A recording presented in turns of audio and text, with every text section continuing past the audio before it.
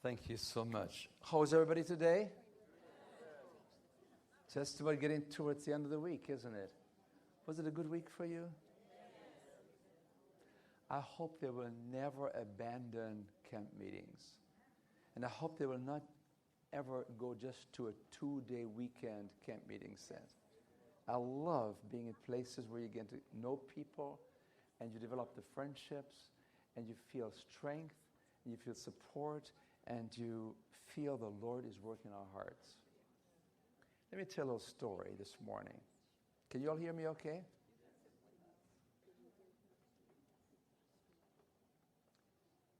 It was one of those balmy summer days in Arkansas where the distances between places and hamlets are large and long. And there was one of these special buses. In the bus, you look around, you see an elderly gentleman. He looks in his 70s. He's not really well dressed. His tie doesn't match his suit. It's not pressed very properly. He's just sort of a simple elderly gentleman. Across from him, an elegant, sophisticated lady. Beautiful. Ravishing. Oh. They sit across from each other. She looks at him. No, she doesn't look at him. She looks at the beautiful bouquet of flowers that he has in his hand. They're gorgeous flowers. I mean, and she thinks to herself, I'm on my way to meeting the prospective in-laws. Why didn't I think about bringing some flowers to sort of let them know that I deeply care about them and I'm oriented towards beautiful things? She thinks about that and she becomes fixated on these beautiful flowers that this elderly gentleman with this crumpled suit has.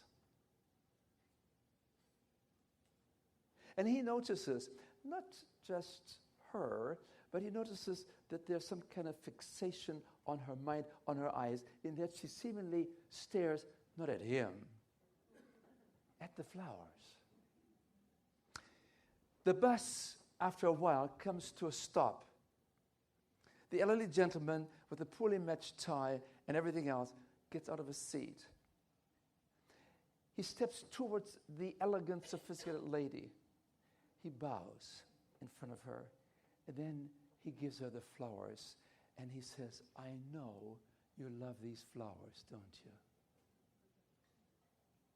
She's stunned. He leaves.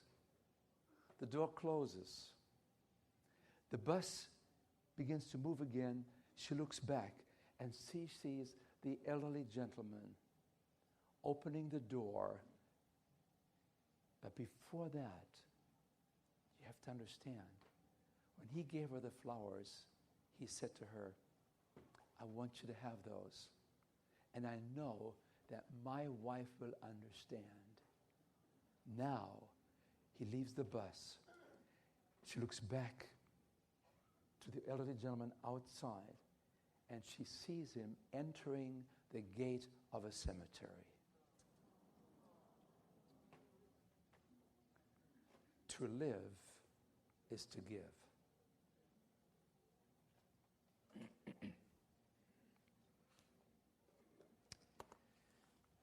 I want to give something to some very special people. I want to give to a lady that has been here every time. She has a hard time. She has a difficult time in hearing. And she always sits in front here, and she always tries to read my lips. And I make sure that I look at her as much as I can as I remember. And I try to speak slowly, and I try to move my lips so that hopefully she can understand. I want you to, because you can read this very easily. Right? Thank you.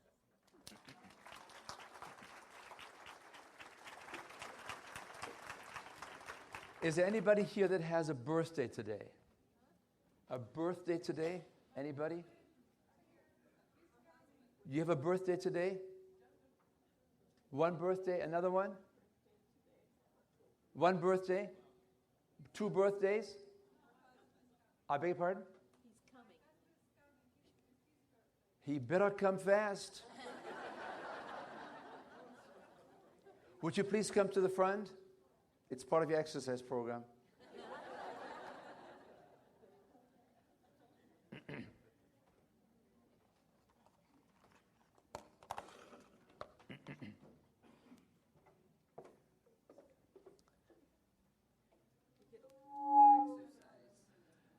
Happy birthday. Thank you. This is for you and for the family.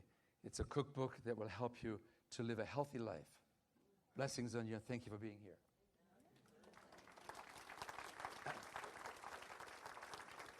Is your husband here? Does he have a driver's license to prove that it's birthday today?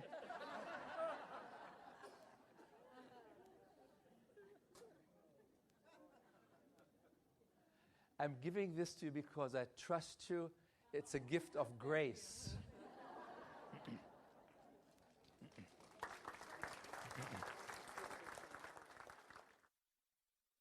To live is to give. You cannot go from bitter to better unless you learn how to give. Unless you begin to focus on the other person. It becomes less important what your needs are. Can we turn down the volume a little bit back there? Hello? We have too much echo here. Can you hear me okay now? Okay. So let me read you something that has been very, very meaningful to me as we are looking at the human body. Psalm 139, you know it very well. Oh Lord, you have examined my heart. You know everything about me. You know when I sit or stand. When far away, you know even my every thought. Every moment, you know where I am. You know what I'm going to say. How many times have I experienced this? I'm in India. I have been told that this is a very sophisticated audience. I prepare a sophisticated sort of, presentation, and then I come. It's a large auditorium, and the women are sitting on this side, the men are sitting on this side. It's really very poorly illuminated. I know that these people are not sophisticated people. These are very, very humble people. There's a lot of problems in these marriages. I know, because I know something about India, because I've been there. And I said, Lord, I cannot use what I have prepared. I have to abandon my slides. They don't fit. Lord, I don't know what to do. They announce me, and I get up there. I have no clue what I'm going to say. I open my mouth, and some unusual things happen. I talk about marriage relationships. Hadn't even thought about it. I just sort of withdrew some of the kind of things that I had learned that my wife has taught me. And so then the psalm goes on and says, you made all the delicate inner parts of my body, and you knit them together in my mother's womb. Thank you for making me so wonderfully complex. It is amazing to think about. Your workmanship is marvelous, and how well I know it. How precious it is, Lord, to realize that you are thinking about me constantly. I can't even count how many times a day your thoughts turn towards me. And when I waken in the morning, you're still thinking of me.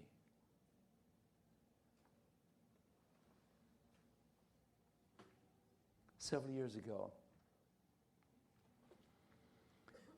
I met this wonderful man. He was the Pope of nutrition in Europe. He had written 35 books on vegetarianism. He was a lovely gentleman. I became acquainted at some conference at a medical convention. And I began to think, the church in Germany, the German-speaking countries in Europe, they have just developed a Hope Channel. I said, this is the kind of people that we need to bring to the Hope Channel. These are people that are very well recognized. They're authority figures. They're lovely people. They know how to present complex issues. They're communicators. They can change. They can help our own people and people that watch Hope Channel. And I made the proposal to our leadership, and nothing ever happened. 10 years went by. Nothing happened. I tried again. Nothing happened. 3 times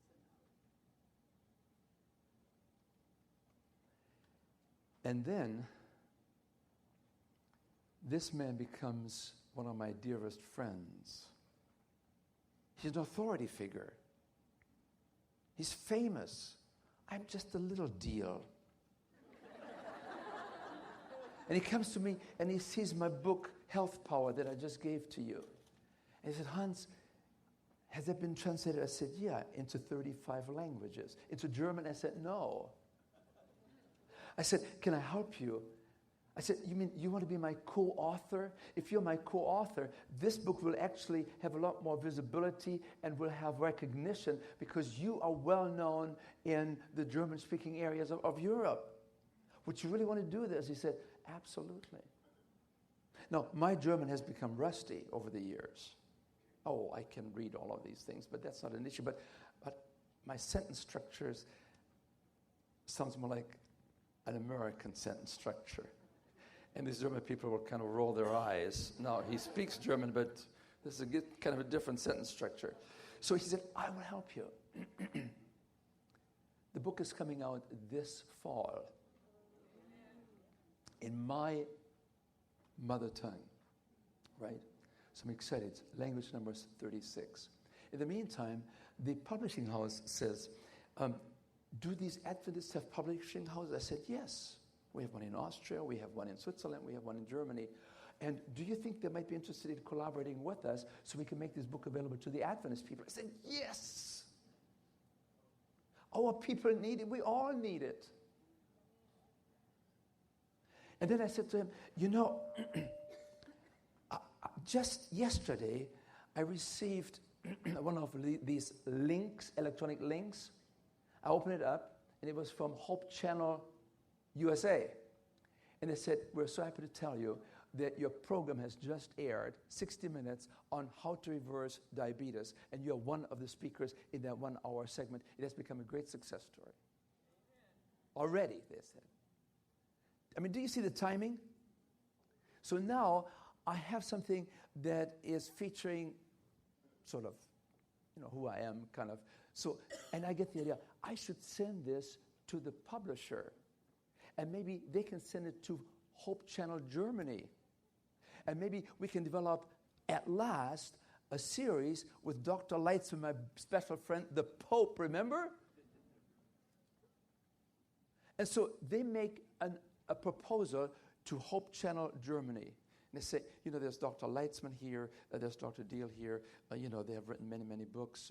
These are kind of people that are solid people. They're not, you know, fringy kind of a people. And Dr. Diehl is at Loma Linda. He's teaching there. In other words, there's some credibility there. You're safe. And the second man in charge of Hope Channel Germany writes a very nice letter back. We're not interested. It doesn't fit in what we want to do right now. I said, Lord, is this your plan? Or is there someone else that is being influenced somehow by some other, you know, I mean, we all have our moments, right? Last night, 11:45, before midnight, I look at my emails. There's an email. It comes from my office and it says, I'm Dr. Winfried Vogel. I have lost contact with Dr. Hans Diehl. I understand that he's working in your office and working with you. Can you please give him my email address? Winfried Vogel was my special friend at Andrews University in the seminary there. And he was the one that bought into the whole idea that health is the way to go to reaching people's minds and to open up their hearts. He was the chairman of the Old Testament department Winfried Vogel, his father was the division president in Europe. I said, Winfried, I thought to myself, I haven't heard from him for 20 years. And then, well, he must be retired just like I am of retirement age, right? So I read him last night. I said, you're my long-lost friend. I haven't heard from you in 20 years. And then I checked his credentials below. Dr. Vogel, and then it says, producer of Hope Channel Germany.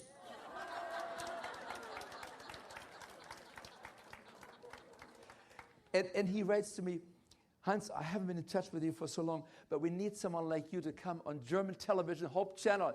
I said, and so I wrote him back last night. I said, no, you don't really know. I've been here for 50 years.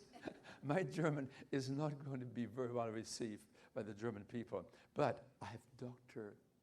Klaus Leitzman. And I have another professor that I've trained many years ago, a beautiful lady. I mean, people call her eye candy. Do you know what that means?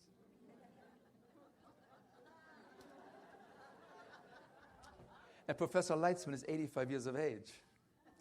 So I'm going to team them up. But, I mean, he looks very young. I mean, he looks more like he's about 65, silvery white hair, distinguished person, beautiful German language. People that speak the German language beautifully, it's absolutely marvelous. If you listen to some of these dialects, it's a different story. So my mind is beginning to go crazy.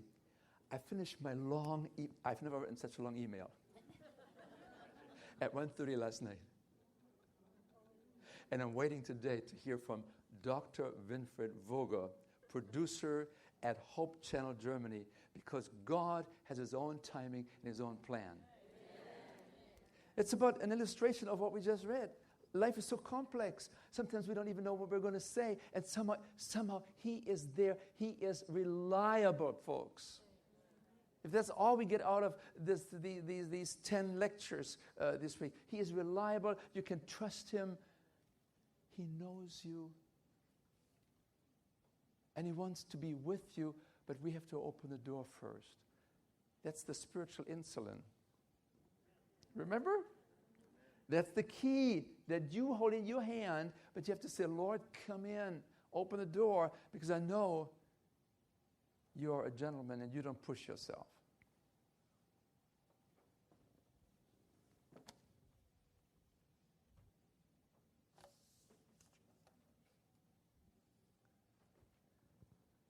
The greatest love affair you can have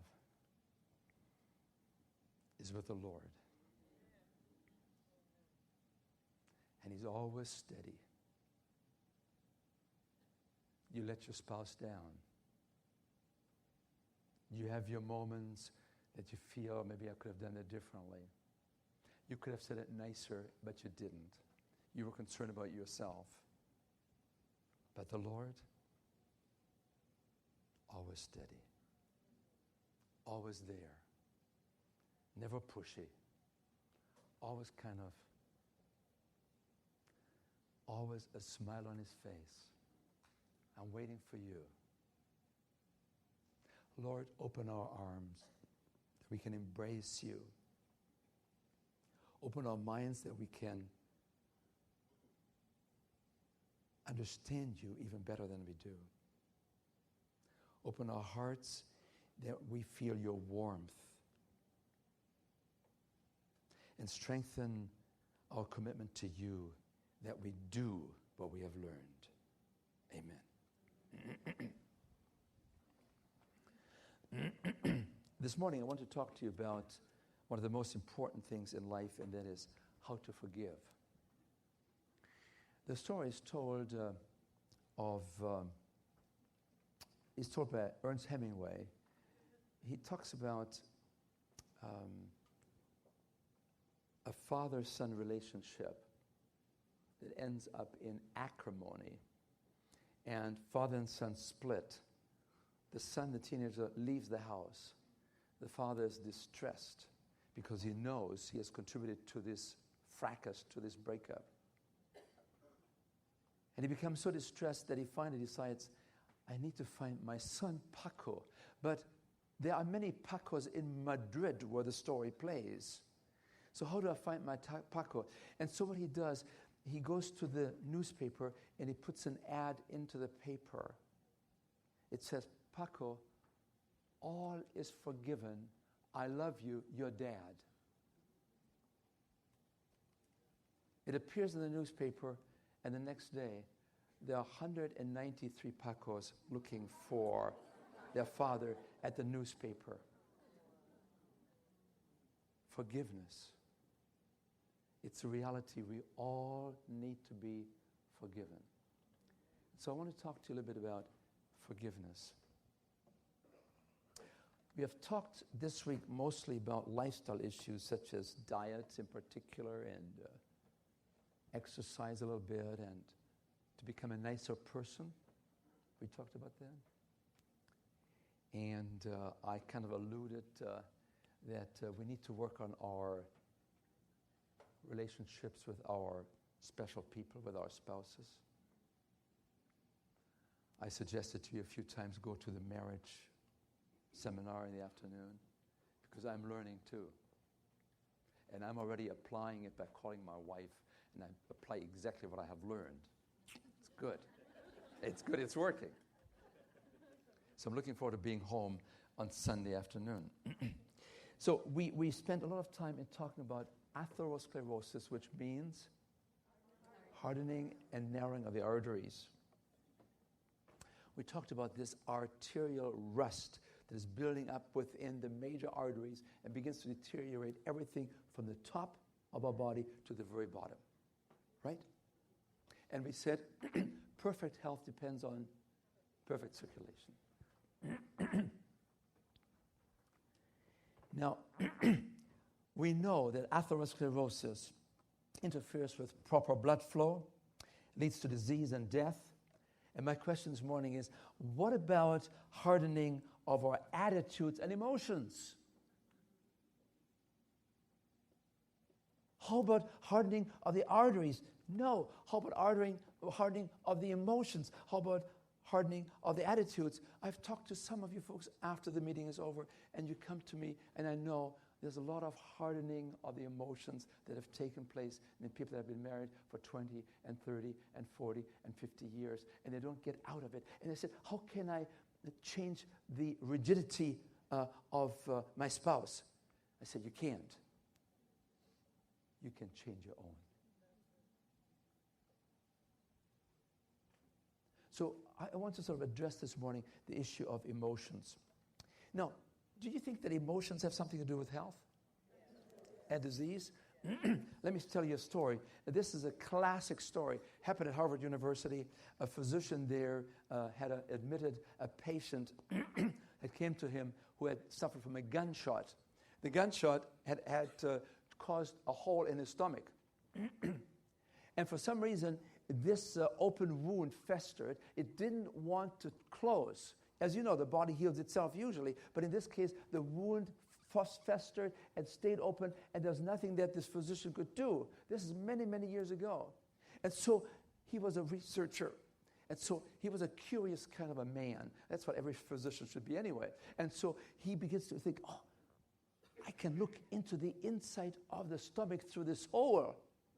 And he did, and he noticed there were he saw the food in there that was being broken down. He saw liquids, these were acids. He began to realize that the stomach lining had different colors. And, the more he began to look into the stomach, the more often he wanted the patient to come back so he could do his research. Now, the poor patient, he had to just always be subjected to this interested, curiosity-seeking physician. But it was something that became very, very important because it occurred to the physician that at times he noticed that the inner lining of the stomach was purpley lobster red. And other times it was sort of a faint red, a pink. And he thought to himself, now why does the stomach lining, the inside of the stomach, have different colors? And so then it occurred to him as this young man came in, and he was very agitated. He had gone through something obviously that angered him. And so then, of course, on the table, it was lobster red. And he thought to himself, could the anger of this young man, could the emotional upheaval in his life at this moment, somehow, could that be reflected in the stomach lining, in the color there? And that helped us to begin to understand that there are direct relationships between our emotions and our diseases. For instance, emotions can actually, they do promote disease, as you know. They can cause an asthma attack. They can cause migraines. We know they can cause ulcers, because when you are agitated, when you're angry, when you have these negative emotions, you're producing excessive amounts of acids, and the acid then begins to attack the inner lining of the stomach. It can lead to an angina attack. If a person is borderline angina, and you get into a heavy argument, especially as a spouse or as a boss, within no time, because the coronary arteries begin to constrict because of the emotions. And as they constrict even more than they are already, it can no longer allow enough blood to flow through, and the oxygen doesn't reach the heart muscle, and the person has an angina attack. It's almost like a heart attack. Spouses, if you have a patient, what did I say? Spouse, if you have a husband, or vice versa, that is a patient with heart disease, be careful. Always think you are a loving person. In this case, you are actually a loving nurse.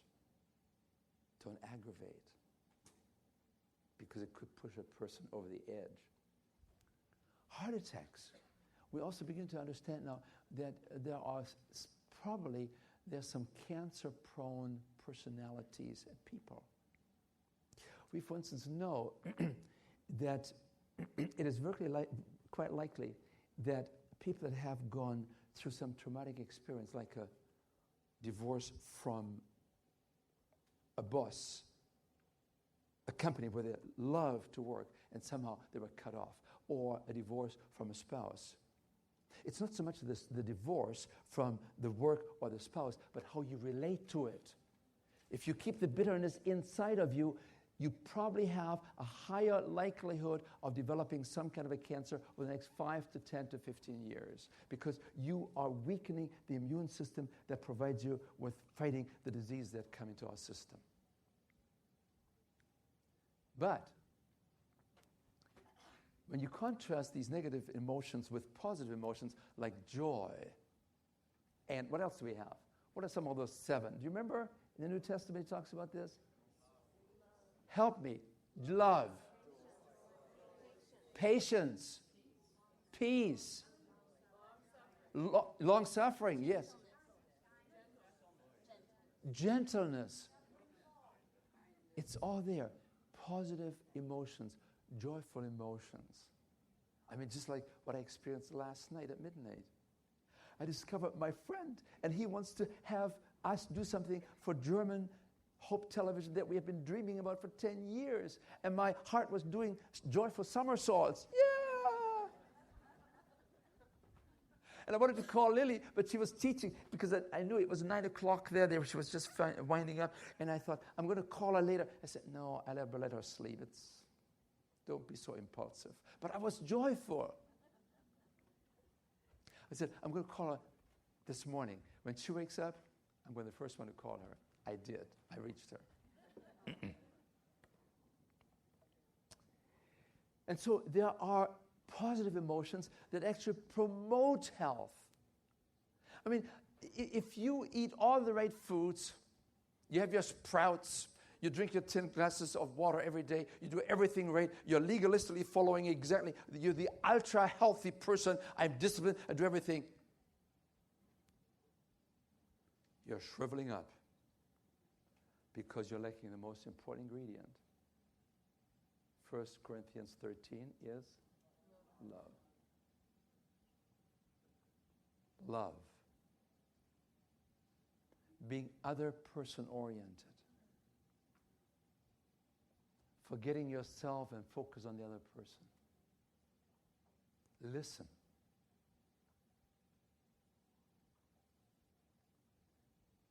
when there's a dialogue potentially evolving, but you think, she's off the rocker. Just say, that's very interesting. Do you remember? That's very interesting. You're not a German tank to roughshod over the person entrusted to you. You are a loving person. You are a lover. You bring God into your life and you say, help me with those 7 special virtues today. And you know what happens? The world becomes a better world. And the world treats you so much better too, because you have made the change within yourself first, and everything else is beginning to be reflected. You want a better world? Be a nicer person. You want to change the world? I told my daughter when she was a teenager, clean your room first. It starts at home, doesn't it?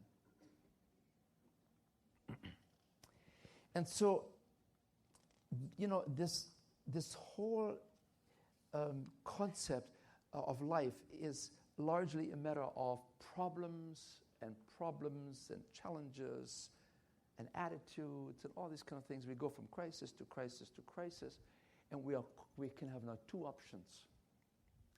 As life becomes more understanding to us, as we begin to understand what life is all about, you're going to realize you have 2 choices. You can become a problem solver, or you can stew in the problems. You see, that's what makes life so enriching, in that there are problems, and you are a person that has the gift, that has been imbued from above at that moment to help in providing a solution to a situation. Calm, cool, joyful, reflective, not impulsive, not hitting back. No, what can we do?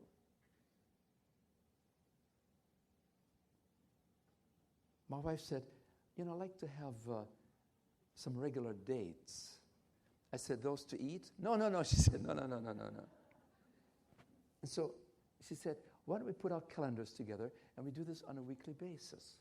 So we sit together and we plan things. When have you done that last? See, I'm learning some of these things myself now too.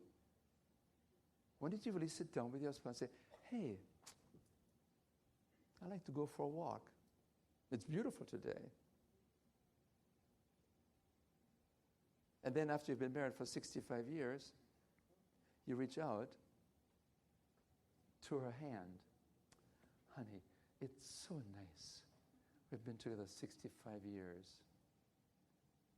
We've gone through a lot, but it's all worth it, isn't it? And you feel the squeeze. That's all it takes.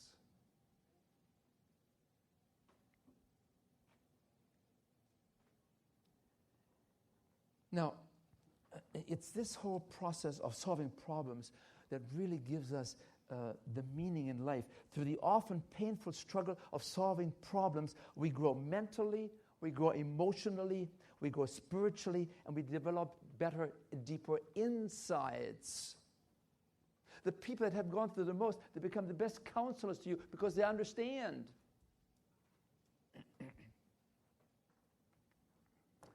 Those things that do hurt us, they may also instruct us.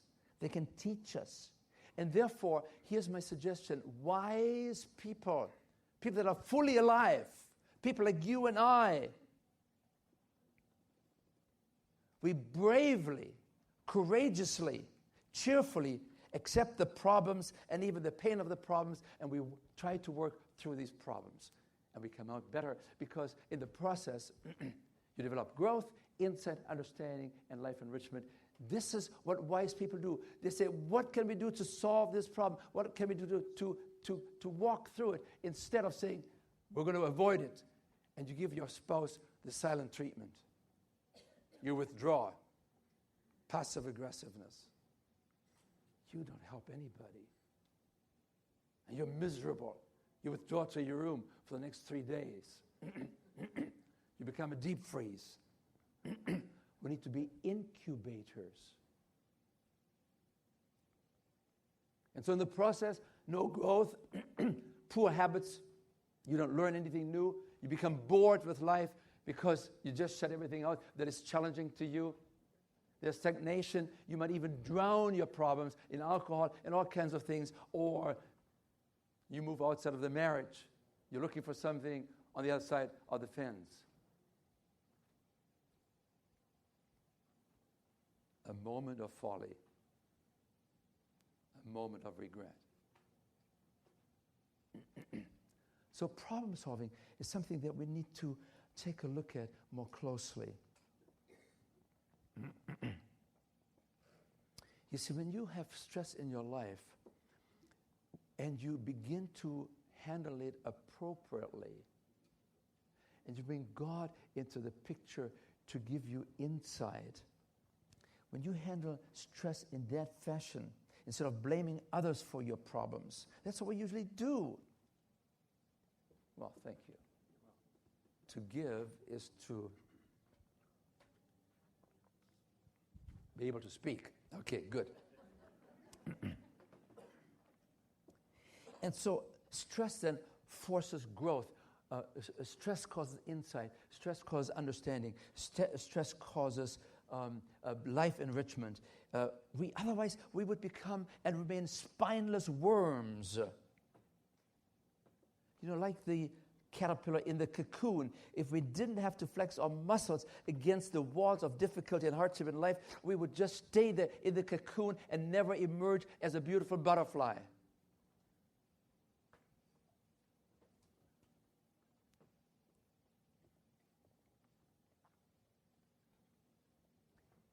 He watched this cocoon. He watched it. He was sort of an interesting man that watched very carefully what happened in nature. And he saw this caterpillar. He couldn't quite come out. He was stuck in this cocoon. And he noticed the caterpillar was pushing, trying to get out of this cocoon. He couldn't get out. And what does this man do with great intentionality of being a gentleman? He looks for some scissors. And he opens the walls of the cocoon. The caterpillar emerges, and for the rest of his life, the caterpillar never learned how to fly properly like a butterfly, because the butterfly becomes a butterfly when, as a caterpillar, he has to push through this small opening in the cocoon, and it pushes all the fluids out of his emerging wings. But because the man didn't understand, he actually harmed the emerging butterfly.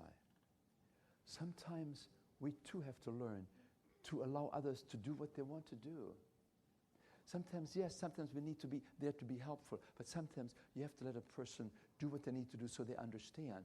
That's the great controversy theme. That's what happened in heaven.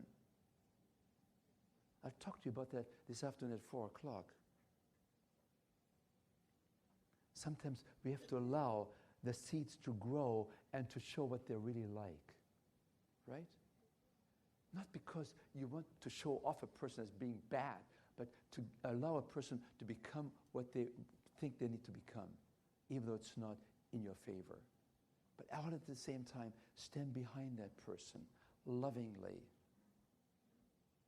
patiently.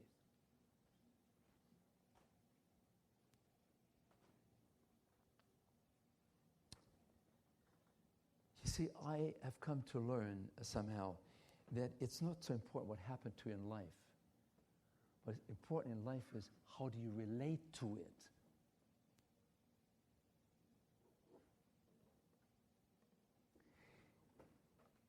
Experiencing life will either make you bitter or better. What's the difference in the two words? One letter, the letter I.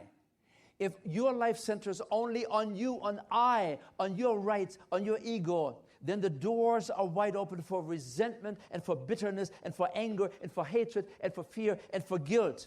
These are all self-destructive emotions that are foremost in depleting our emotional energies. These are the very blockages then that stunt our growth, our emotional growth. It causes our spirit to shrivel, just like the butterfly who could never fly.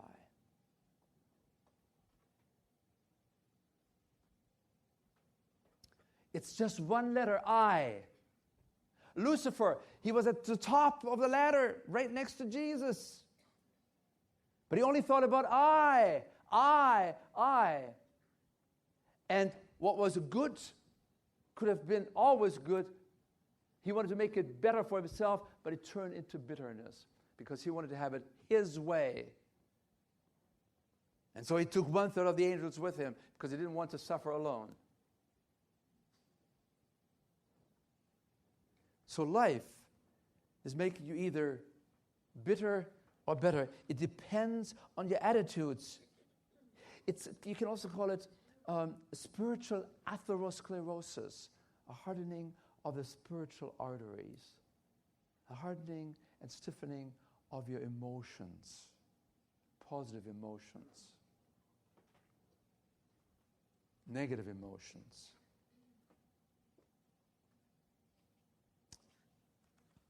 Well, let me give you maybe a little illustration here. This woman came to me, this is many years ago. She was a very prominent woman in the area.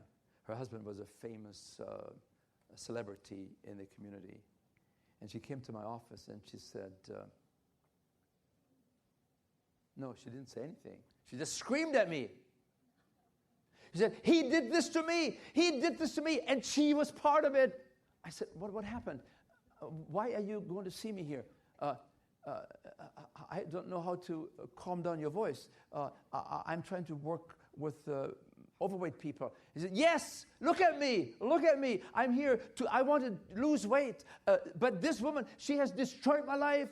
I can't get rid of her in my life. And so I'm eating. I'm binging. Emotions and eating, emotions and overweight. Yes, it can be the case. It all too often is. And then the story began to evolve. And she told me about how this famous man, her husband, had been on some kind of a trip, and he took one of his assistants with him, a beautiful lady, and it happened. I said, not just jealous, no. It was more than that. It was a broken trust. She was angry, and justifiably so. And I do not want to minimize what happened there. It is disturbing. It's very disturbing. It takes you right in the special gut where it hurts. But you have to go onward. You have to get through it somehow. And I said, tell me, I understand. When did this happen? She said, 13 years ago. For 13 years ago, she was bitter and bitter and bitter. She said, I know everything about this woman. I follow her where she is. She's in my community. She's right here. I know her dresses. I know when she takes vacation. I know everything about this woman. This woman was totally focused on that other woman. Did that help her marriage? So I began to talk to her. I said, what have you done to process the pain? Oh, I hate her. Does it help you? No. Oh. And so week after week, she gained more and more insight. And let me tell you what she said. I wrote down in my my patient notes. And let's see, I have it right here. She said, yes, I begin to understand now. It distracted me from developing myself. I was the poor me. It was a poor me story. They did this to me. I was feeling sorry for myself instead of processing the pain, finding a new level of balance and harmony in my life. And then she said, quote, the moment I started to hate that woman, I became her slave.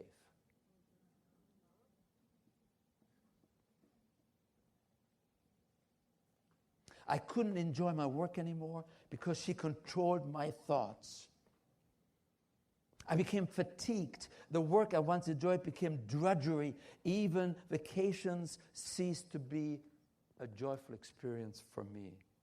I couldn't escape her tyrannical grasp on my mind until I finally understood I had to focus on my life and what I was going to do with my life. So how do you go from bitter to better? How do you work through such a painful experience? How do you let go of 13 years of anger and hostility and being tyrannized of your own choosing? Right? She became a prisoner, and she had made that choice to do so. And so you can see here, there's the resentment, the bitterness, the anger, the hatred, the fear, the guilt, the enslavement. It's all there in her life. It's a perfect illustration for what we talk about. And then I said, but as you process the pain, yes, she said, I get it. I'm developing insight. I'm developing a better self-understanding. I'm becoming much more sensitive. I'm developing, I'm even beginning to grow now. And I'm learning the beauty of developing freedom from the past.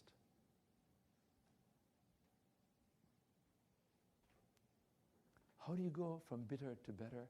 There's only one way I know, and that is the Paco story of Hemingway. The father and the son. They finally met among all the many, many Pacos there. They found each other.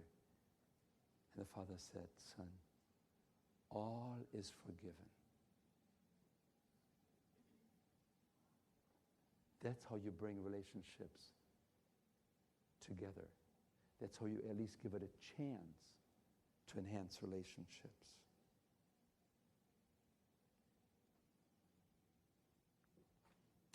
Forgiveness, acceptance. And you say, you want me to forget this? Forgive and forget, wrong idea. No, it's the right idea, but it's hard to do. You can forgive. Forgiveness is an act of a moment. Forgetting will take a lot of time. It will always be there, sort of, but you no longer nurture it. You no longer tell your spouse, you remember what you did 13 years ago? No, that's the wrong way to go, because you're actually hurting yourself. Don't even bring it up anymore. Let it rest. Don't wake up sleeping dogs.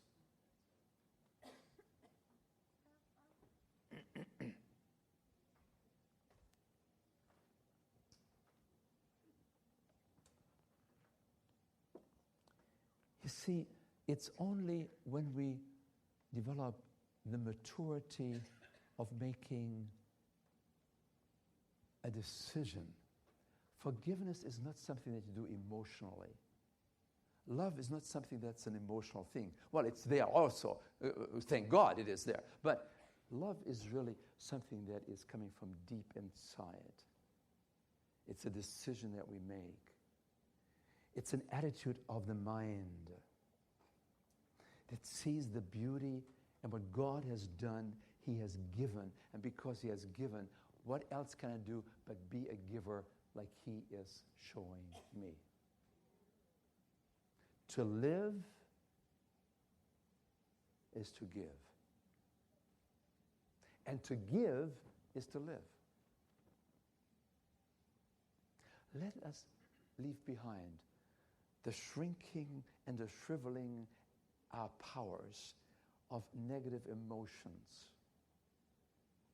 Let us stop telling our spouses, you did this wrong and you don't like this and you criticize them for this and that. Most of these things are all very, very petty things. You didn't do the toothpaste right again and the toilet paper is not very done right. Forget it. It's not important.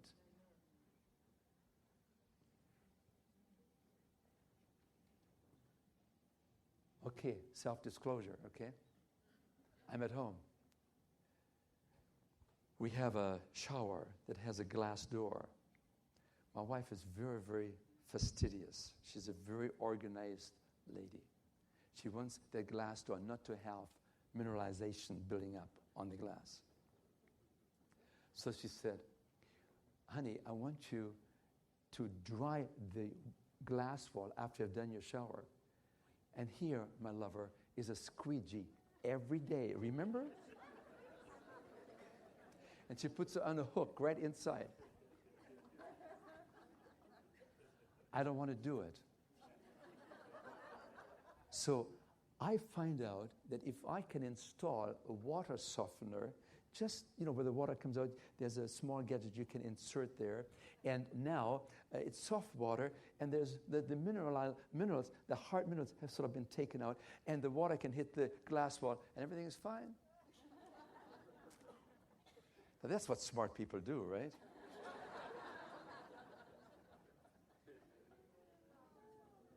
So I tell her about it, and she says, well, it's pretty good. The next day, I take my shower, and it's now soft water. There's no need for using a squeegee. She comes by. Why does she have to come by just at that moment? And she said, are you using a squeegee? I said, honey, I just installed this water softener. We don't need to do this anymore. Honey, I want you to do the squeegee. Remember, I bought this just for you. I said, Lily, it's irrational. And then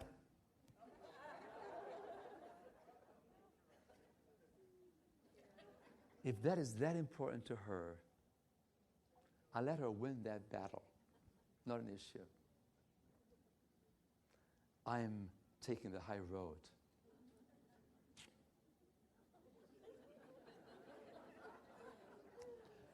I'm staying in a home a few months later. They have a shower there with a glass door. And I look all over the shower. Where's the squeegee? Where's the squeegee?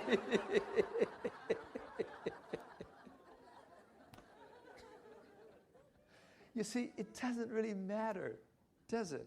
And yet we sometimes get so engrossed in those petty little things when the big issues are.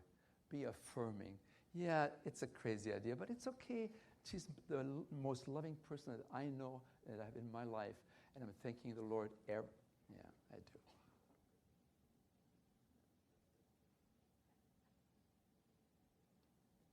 And I'm very sincere about that. You can ask my two children. They're 43 and 42. They say, yeah, our dad is trying to shame us. I said, no. This just has become part of me.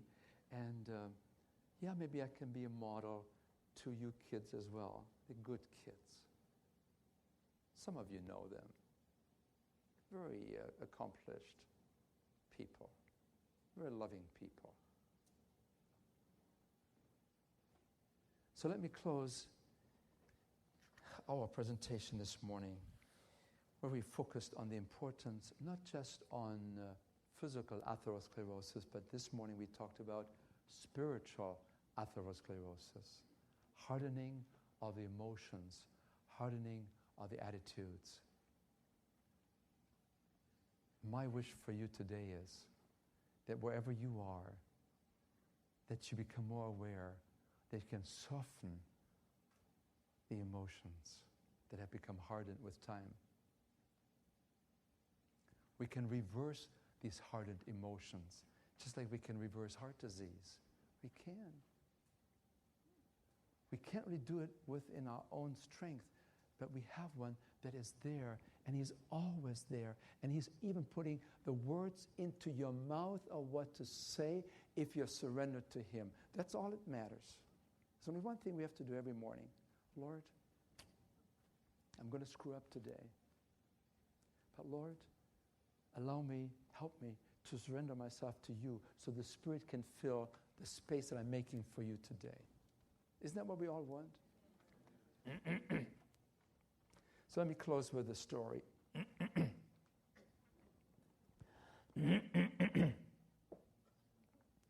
But before I go there, let me sort of pose maybe a personal question to you.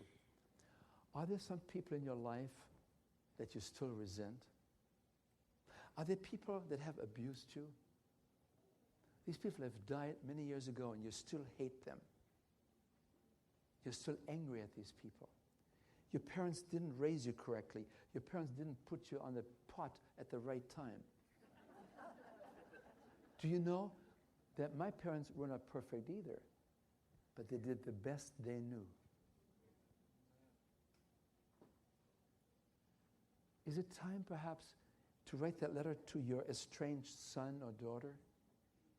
Oh, she did this. She won't even receive. That's not your responsibility. Have you thought about sending that special letter to that man that treated you so shabbily and you divorced? Ultimately, you had to in order to save yourself. He's gone. He's dead. Why don't you write the letter anyway? Express your feelings. Forgive him. And then burn the letter. Rid yourself of these negative emotions. If you don't want to get on the phone with that estranged daughter or son, just write the letter. And it's not about you justifying yourself. That's the last thing you want to do. It's not about you and justifying yourself. No, I may have not understood things quite right. I have contributed to that. I want you to forgive me. You know you are the least guilty. It's the other person, so it should be easy for you to do. Isn't that right? Isn't that really true? Folks, let us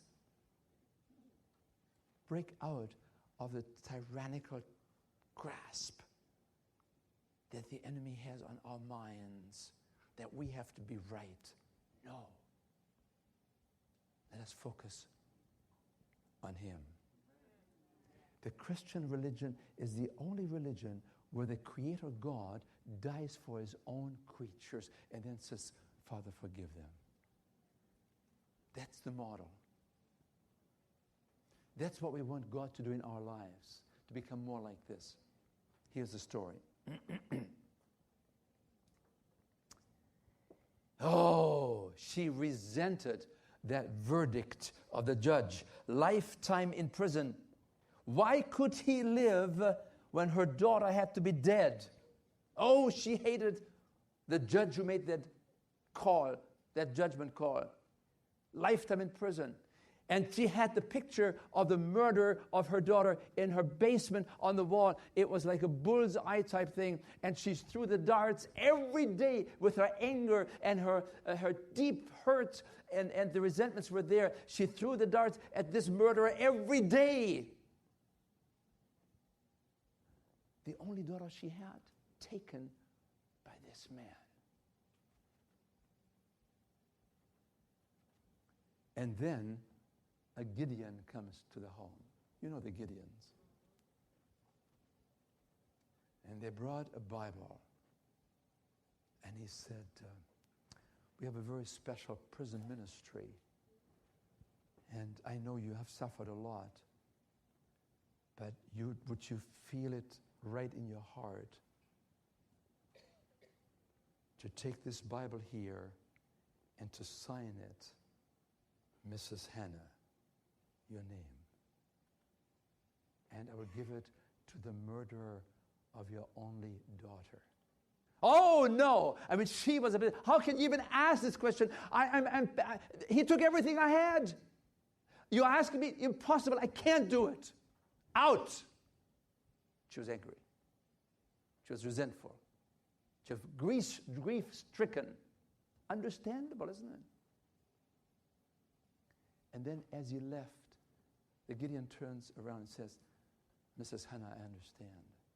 I'm sorry for upsetting you. But you know, if we cannot forgive others, how can God forgive us?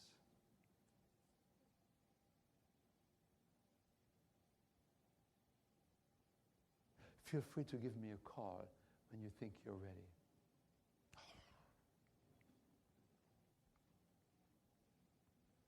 The call came to the Gideon. I think I'm ready. Would you please come? Bring a Bible. He comes to the house. He's very prayerful. He knows the deep pain of Mrs. Hannah.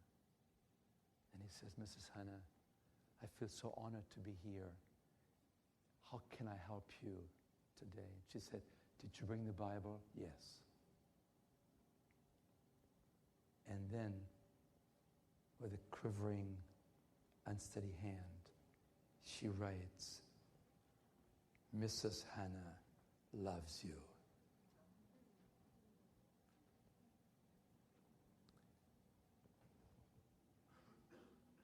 They're both moved in the depth of their souls. That means turnaround. That means healing.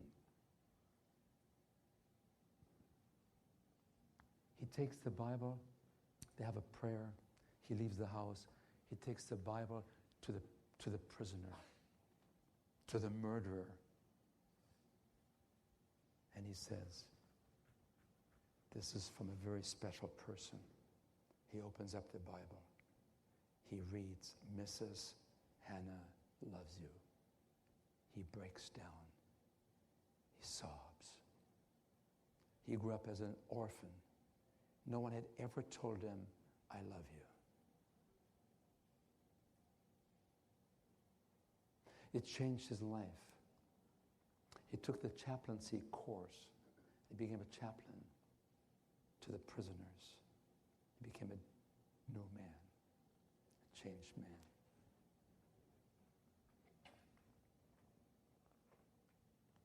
You see, that murderer had never been told that someone loved him. Never, ever.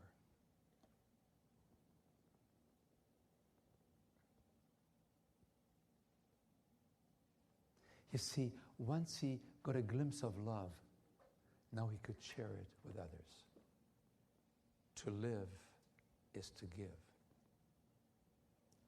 But the love note also changed Mrs. Hannah. The old, embittered Mrs. Hannah died,